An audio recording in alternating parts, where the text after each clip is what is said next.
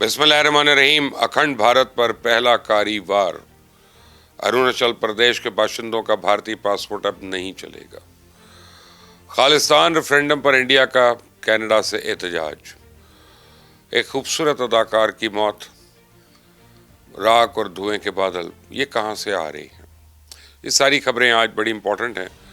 اروناچل پردیش بھارت کے ہاتھ سے نکلا جا رہا ہے اور چائنا اروناچل پردیش میں رہنے والوں کو پیغام دے چکا ہے کہ اب وہ چائنا کے شہری ہیں، اس لیے بھارتی پاسپورٹ واپس کر کے چائنا کے پاسپورٹ حاصل کر لیں۔ ہوا یوں کہ اروناچل پردیش سے تعلق رکھنے والی پریما ونگن نجوم نامی ایک خاتون نے کل شنگھائی کے ایئرپورٹ پہ پہنچی۔ وہ لندن سے جاپان جا رہی تھی اور شنگھائی میں ٹرانزٹ پر تھی۔ تو پریما کا دعویٰ ہے کہ ایئرپورٹ پر امیگریشن کے عملے نے اسے قطار سے نکالا، اس کے پاسپورٹ کو چیک کرنے کے بعد اسے سفر سے روک دیا۔ تو پریما کے مطابق چائنیز عملہ کہہ رہا تھا کہ چونکہ اروناچل پردیش چائنا کا حصہ ہے، اس لیے آپ کا ہندوستانی پاسپورٹ قابل قبول نہیں ہے۔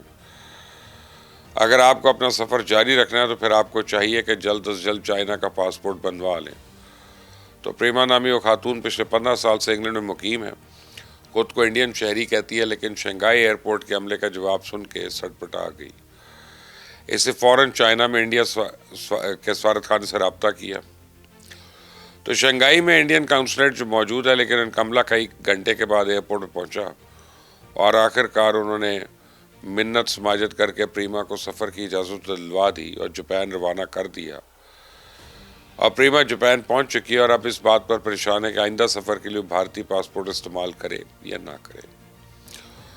تو اپنی اس پریشانی کو دور کرنے کے لیے پریما نے ہندوستان کے پرائم منسٹر آفس، بھارتی وزارت خارجہ اور اروناچل کے وزیر اعلیٰ کو ای میلز بھجوائی ہیں، لیکن وہاں سے اس کا ابھی تک کوئی جواب موصول نہیں ہوا۔ When I tried to question them and ask them what was the issue, they said Arunachal is not part of India very clearly. And they said you should apply, and started mocking and laughing and saying things like, you should apply for Chinese passport. You're Chinese, you're not Indian. Some mockery around there. Then basically they took me to the transfer desk of China Eastern, which is next to an immigration desk. تو پریما کے ساتھ پیش آنے والا واقعہ جو ہے بھارت میں اب سب کو سانپ سونگ گیا۔ بھارتی وزیر دفاع راج ناتھ سنگھ جو ابھی کل ہی سندھ کی دوبارہ ہندوستان میں شامل کرنے کی بات کر رہا تھا، اسے چائنا کو جواب دینے کی جرت ہی نہیں ہو رہی ہے کہ اروناچل پردیش تو ہمارا ٹوٹ انگ ہے، اب کیسے اس علاقے پہ اپنا حق جتا سکتے ہیں۔ تو بھارتی وزیر خارجہ جے شنکر مینن جو چائنا کے ساتھ تجارتی تعلقات کے لیے مرا جا رہا تھا، اس نئی افتاد پہ سٹپٹا گیا کہ اب وہ کرے تو کیا کرے۔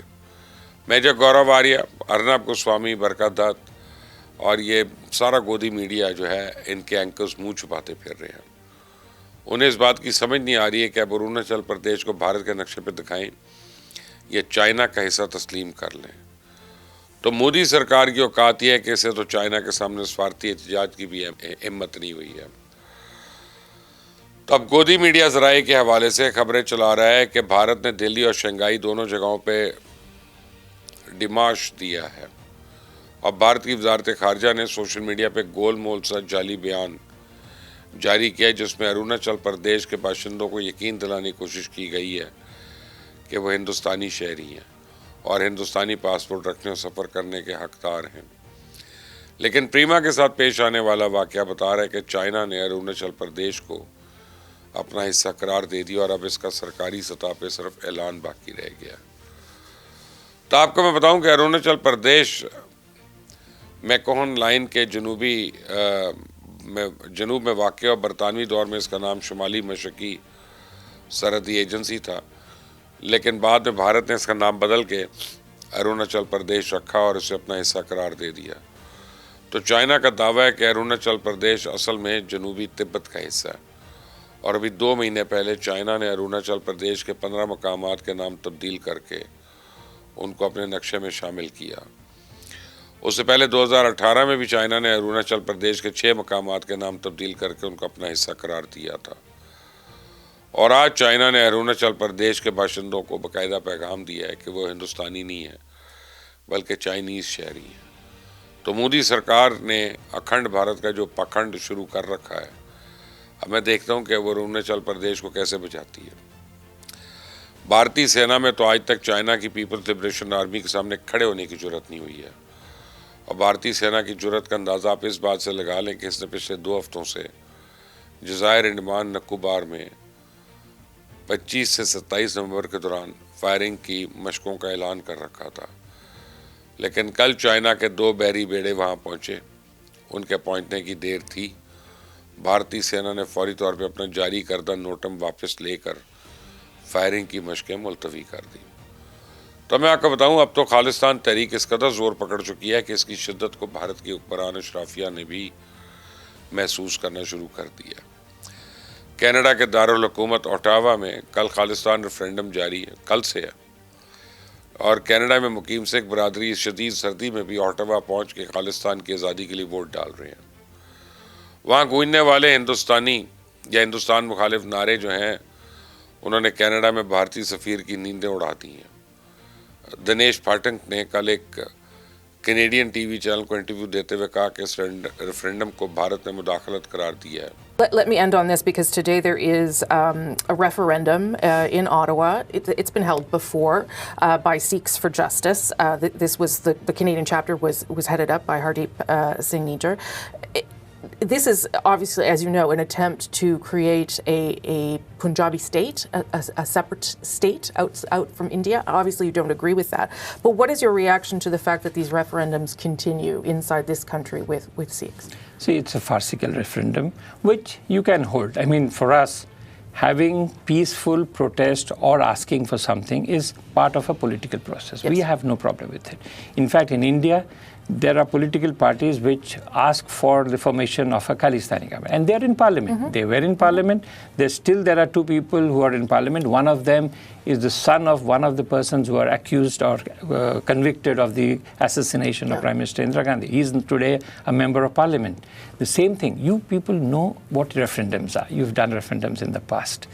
You know how farcical this is. Referendums have a certain process.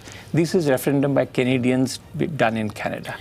Now, if you want to do it, you do it. The problem that happens only is that back home in India, they see it as Canadian interference, foreign interference in India. Like Canadians see anything as Indian interference Canada, Indians in India look at it as Canadian interference in India. آپ نے سنا کہ Canada میں بھارتی سفیر ایک طرف referendum کو کینیڈین شہریوں کا ریفرینڈم کہہ رہا ہے اور دوسری جانب اسے ہندوستان کے معاملات میں مداخلت بھی قرار دے رہا ہے۔ تو اس بے شرم کو یہ بھی یاد نہیں رہا کہ اس کا وزیر دفاع پچھلے 2 مہینے سے مسلسل پاکستان کے خلاف زہر اگل رہا ہے۔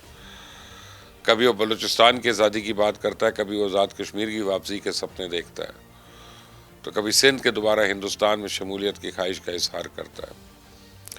کیا راج ناتھ سنگھ کی یہ باتیں پاکستان کے اندرونی معاملات میں مداخلت نہیں ہیں؟